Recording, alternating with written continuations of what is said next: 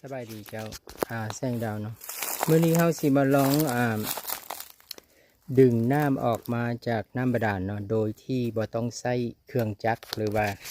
เครื่องปั่นไฟฟ้าเนาะใช้การธรรมชาติที่ว่าเฮาวิเชิกมาก็คือใช้ระบบการปั๊มน้ำโดยใช้กวดน้ำก็คล้ายๆกับว่าง่ายๆคือเฮ็ดมีกับปั่นไฮโดรเจนแต่อันนี้บ่แม่นเฮาปั่นนิวเคลียร์เนาะแต่ว่าท่านควรสิเข้าใจว่าน้ำนี่มีลมอยู่เนาะแต่ว่าการใส่กวดน้ำเป็นปั๊มเพราะว่าน้ำนี่ถ้าเพิ่นไหลมาเพิ่นสิมีลมหมายถึงออกซิเจนเนาะถ้าเพิ่นแบ่งกันนี่เขาสิเฮ็ดให้เขาจะเป็นน้ำหนักที่ว่าน้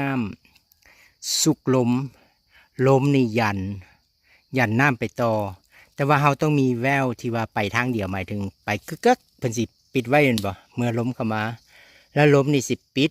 ยันน้ำไปต่อ